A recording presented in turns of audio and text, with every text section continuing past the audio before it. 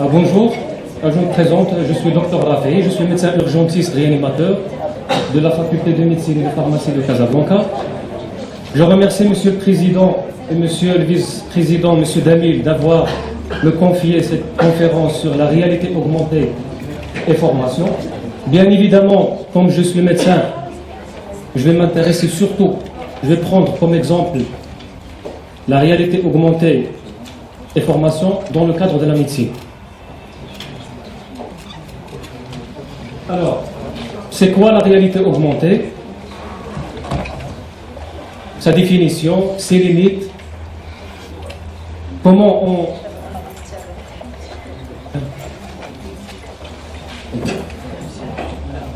Alors, c'est quoi la réalité augmentée?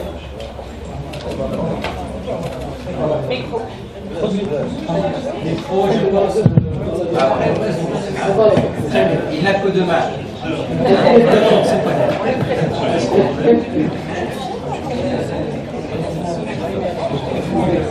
Donc, non, c'est bon. Donc, c'est quoi cette réalité augmentée? C'est quoi son apport dans la formation à l'échelon de l'université et dans chaque faculté? Comment ça marche? C'est quoi le rapport entre cette réalité augmentée et le e-learning? Et quels sont ces périphériques et outils qu'on a besoin pour faire marcher cette réalité augmentée? Alors, la réalité augmentée est une technologie qui permet, en temps réel, d'ajouter des effets virtuels. C'est-à-dire, je peux voir l'amphithéâtre ici, mais grâce à des outils, que ce soit téléphonique, que ce soit casque ou lunettes, je vois des objets virtuels qui sont surajoutés sur ce réel. C'est pour ça qu'il est dit réalité augmentée. Ça veut dire que j'ai augmenté cette réalité par d'autres objets qui sont virtuels. Bien évidemment, c'est pour ça qu'il est différente de la réalité virtuelle. La réalité virtuelle, c'est à 100% du virtuel. Je mets mon casque ou mon smartphone et je ne vois que des animations qui sont proches de la réalité, mais rien du réel. Ça veut dire la simulation d'un malade et d'un médecin, mais par le biais de dessins animés, que du virtuel. Donc, en ajoutant le virtuel à la réalité proprement dite, ça va me donner la réalité augmentée. Alors, comme je vois sur cet exemple, ça c'est une application que lorsque je la fais fonctionner de mon smartphone, ça va me montrer les bâtiments, par exemple l'université Hassan II, mais sur cette université va être surajouté des éléments, c'est-à-dire le nombre de professeurs, la superficie, etc. C'est ça de la réalité augmentée.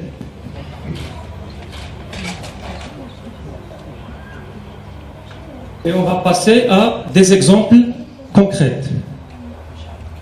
Alors je voulais transmettre ça sur le data show, mais grâce à un problème technique, on va le faire sur l'écran. Alors, Google Traduction. Google Traduction, c'est de la réalité augmentée maintenant. On sait bien que Google Traduction, je peux centrer mon appareil photo sur un titre. Alors, vous voyez la journée du numérique. Vous voyez qu'il est traduit en anglais, non?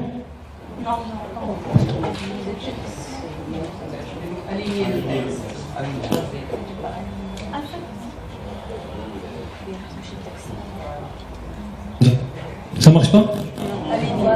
Pas de traduction? Pas aligné.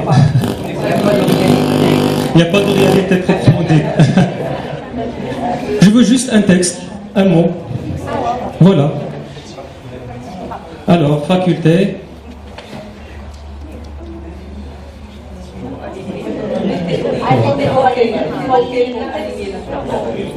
Non,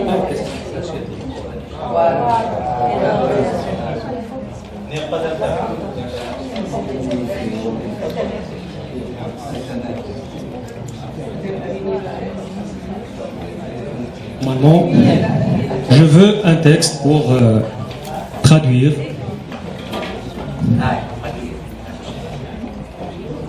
En français.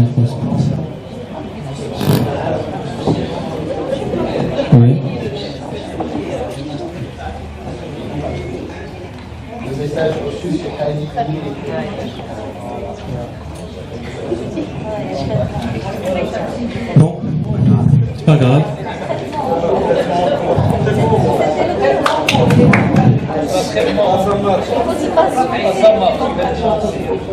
Oh, ça marche, elle cherche.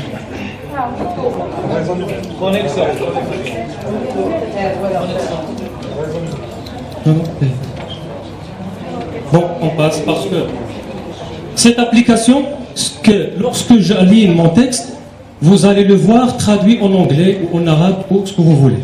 Donc, vous allez voir qui est réel, mais sur ce réel, il y a ce que vous voulez. C'est de la réalité augmentée. On peut prendre un autre exemple. Ça, c'est une application pour mesurer les distances. Alors, vous voyez, je suis en train de... Ça, c'est du réel. Ça, c'est l'enseignant. Donc, et je vais ajouter...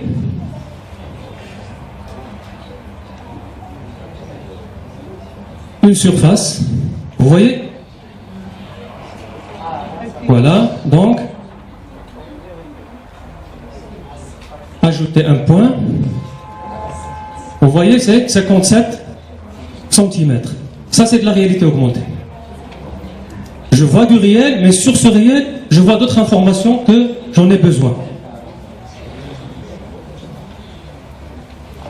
Dernier exemple, pour qu'on passe à d'autres choses.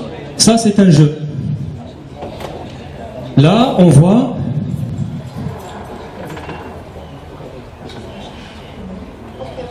Alors voilà.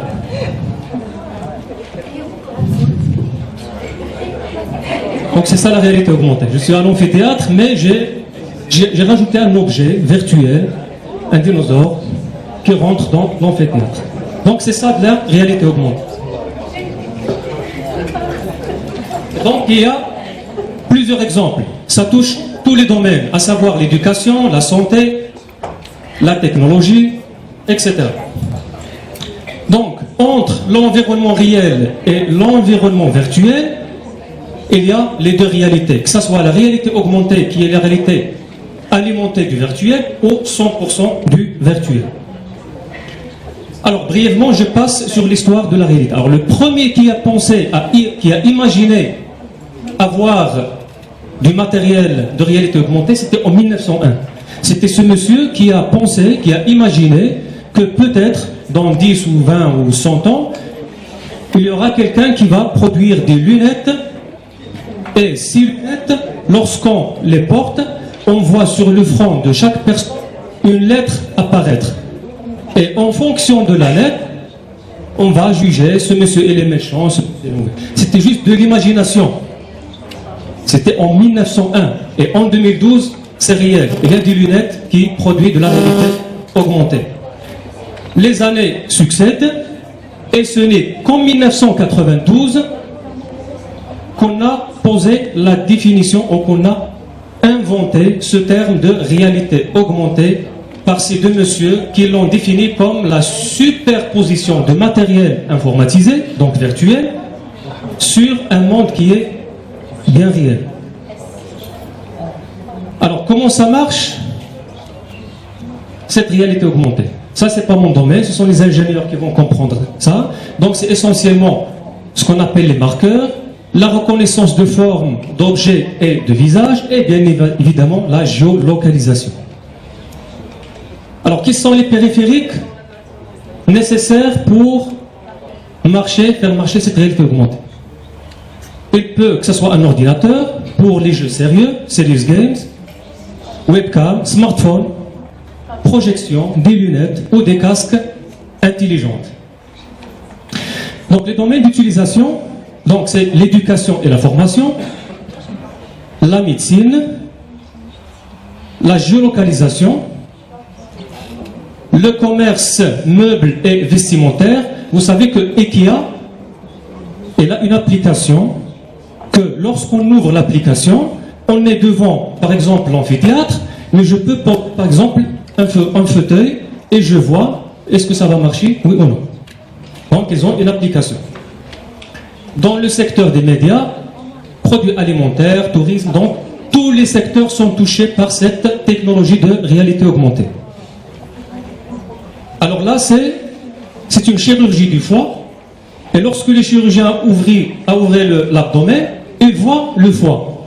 Mais lorsqu'il fait cette application de réalité augmentée, vous voyez que sur la tablette, il voit les vaisseaux théoriquement qui doivent exister dans le foie. Ça l'aide à bien repérer ces vaisseaux sur le foie lorsqu'il opère. Donc, dans le domaine de la médecine et de la formation, puisque c'est notre objet aujourd'hui, alors je vous présente cette application d'anatomie. C'est l'étude de l'anatomie, du corps, des organes du corps, grâce à cette méthode de technologie virtuelle ou augmentée.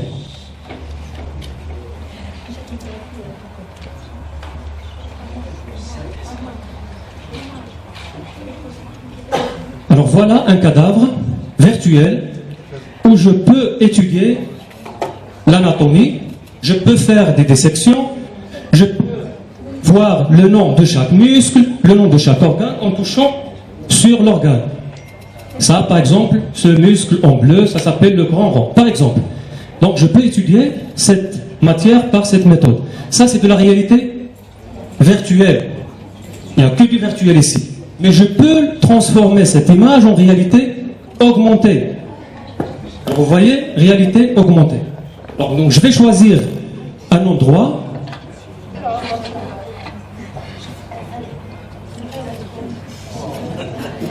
Donc je peux choisir une table vide et je vais projeter mon corps sur cette table. Et les étudiants sont autour. Vous voyez? Donc je peux faire enseigner l'anatomie grâce à cette méthode. Désolé. Vous avez l'embarras du choix. Vous voyez, je peux faire tourner, je peux faire ce que je veux. Ça, c'est de la réalité augmentée. J'ai pu ajouter un objet virtuel, mais dans un endroit qui est bien réel.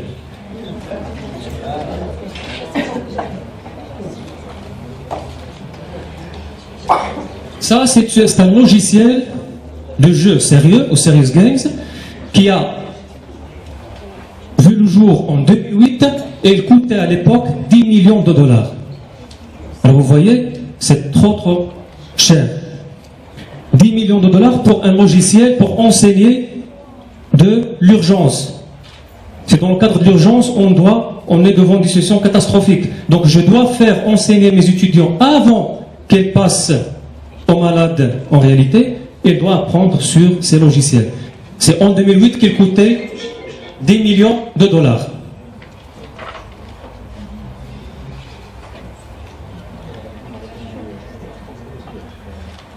Alors, quel est le lien entre réalité augmentée et enseignement? Alors, ça c'est juste un petit historique sur l'enseignement traditionnel. D'ailleurs, toujours existant, c'est l'enseignant et les étudiants en présentiel à la faculté, c'est-à-dire le cours magistral ou les stages ou les travaux pratiques à la faculté. Mais les étudiants ont changé depuis. On sait bien que les gens qui sont nés entre 1980 et 1990, on les appelle génération Y. C'était l'âge où il a apparu et la génération Z qui est née entre 1995 et 2012. C'est des enfants qui savent manipuler les tablettes et les smartphones d'une façon importante. Donc on doit changer quand même notre méthode d'enseignement envers ces étudiants.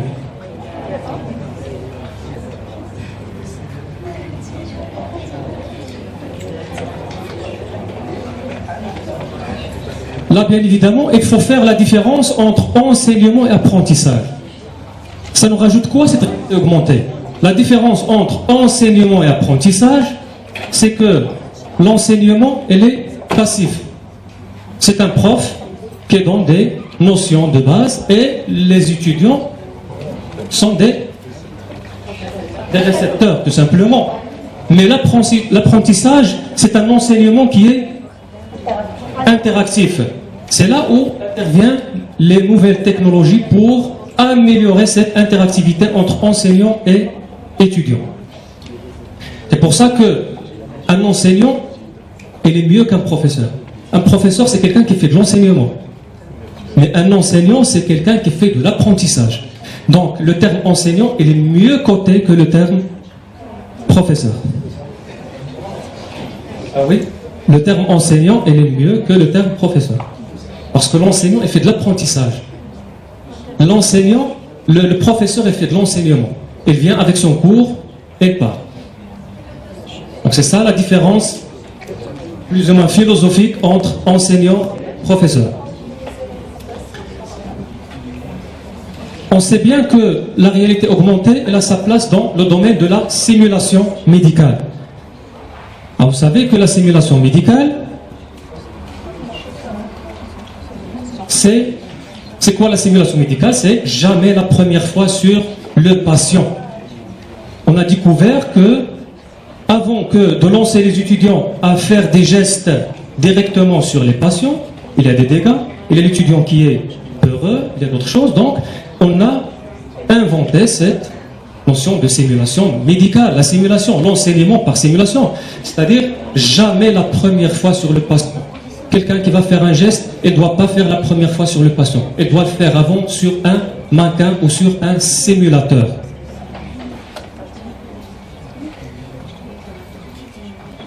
Et là, c'est la première ou le premier mannequin, ou le terme scientifique de mannequin, c'est simulateur, qui a été conçu en 1700. C'est une sage-femme qui a fait ce mannequin pour faire enseigner ses étudiants l'accouchement. Donc, c'était, si on revenait à cette époque de 1700, on peut considérer ça comme de la réalité virtuelle. Bon, entre parenthèses, c'est des choses qui sont pas réelles, mais qui vont nous aider à apprendre quelque chose. Donc, depuis 1700 à nos jours, les choses ont évolué et on est avec de la réalité augmentée et virtuelle. Alors, la réalité augmentée rentre dans le cadre, on sait que bien que les mannequins ou les simulateurs sont de deux types. Il y a les organiques et non organiques. Organique, c'est le cadavre, c'est le vivant. Non organique, c'est le synthétique et l'électronique. Et la réalité virtuelle augmentée rentre dans le cadre des simulateurs non organiques, électroniques, soit avec interface naturelle, soit avec interface non naturelle, qui est de la réalité augmentée.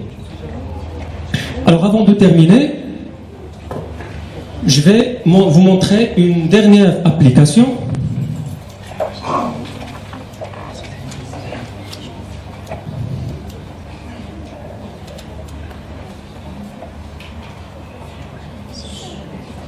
Ça, c'est une application qui simule, c'est de la réalité virtuelle qui simule le travail dans un service de réanimation.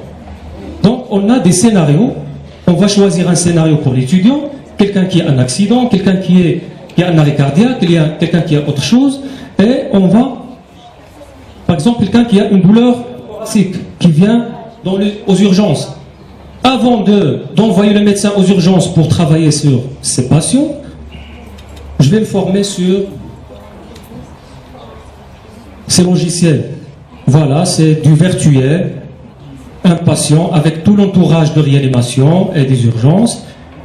Et lui, il va dire, je vais faire ça, je vais faire ça, je ne vais pas faire ça, et je peux faire tout ce qu'il veut. Et on va faire un débriefing après pour évaluer les erreurs ou est-ce qu'elle était bonne ou à côté de la plaque. Donc il y a beaucoup de choses, il y a beaucoup d'applications.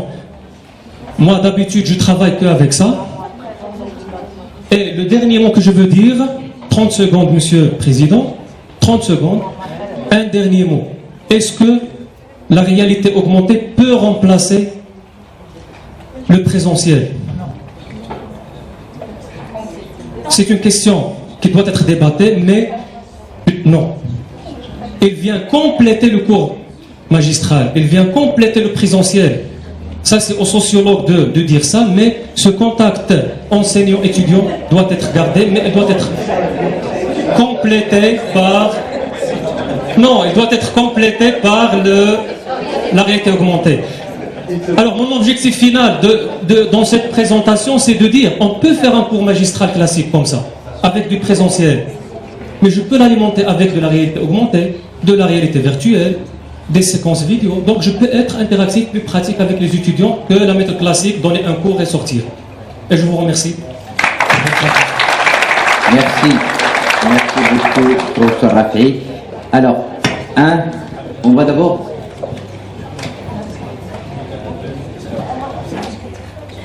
Rafi, donc je disais, on va augmenter cette réalité encore un petit peu davantage. On va poser la question à la salle. Vos questions, les questions réelles, à 100%. Allez-y, une question. D'abord, je remercie tous les intervenants pour la qualité de leur exposé. J'ai deux petites ou trois petites questions par rapport à la dernière présentation. Est-ce que la réalité augmentée augmente la qualité du cours? Ça veut dire quoi? Ça veut dire, est-ce que l'apprentissage est beaucoup plus facile que dans le cas des méthodes classiques? Et est-ce que vous avez fait une étude ou un constat pour vérifier cette évolution dans le bon sens? Et est-ce qu'on peut dire que grâce à cette réalité augmentée, on aura affaire à l'avenir à des profs encore beaucoup plus qualifiés, compte tenu un petit peu de la multiplication des maladies, leur complexité, etc., etc. Voilà, merci. Non, c'est ça ma réponse, non. Le présentiel, le cours magistral, il a toujours sa place dans l'enseignement. Sinon, on ne doit pas avoir des universités, des facultés. La réalité augmentée et virtuelle, elle vient compléter l'enseignement. Elle vient accélérer le processus d'apprentissage. Quelqu'un qui va apprendre des choses sur 2-3 mois, il va les apprendre sur 1 mois. Mais toujours, la relation enseignant-étudiant directe, elle a sa place et elle est primordiale. Ça, c'est concernant la première question. La deuxième question, c'est qu'il faut lancer des études dans ce sens, et pour lancer des études et être statistiquement significatif, il faut faire 2 groupes. Donc j'ai pensé à faire des études dans ce sens, faire 2 groupes, un groupe qui va apprendre par méthode classique, le même cours, et un autre groupe qu'on va lui apprendre ce même cours par une méthode de réalité augmentée ou avec une technologie. Et on va faire la comparaison, mais elle doit être statistique pour avoir une significativité. Merci beaucoup. On se contente de cette question, s'il vous plaît. On donnera la parole au dernier intervenant. On reviendra, évidemment, on aura le temps du moment déjeuner. Alors, on n'a fait que de parler du numérique et de la formation toute la journée. On va ajouter une troisième composante qui est la société. Il n'y a pas mieux qu'un sociologue pour nous parler. Et justement, dans le cadre de cette troisième thématique numérique, société et formation, une présentation intitulée Société, apprentissage et numérique. À vous la parole, professeur. Merci. Khalil Jamel. Merci.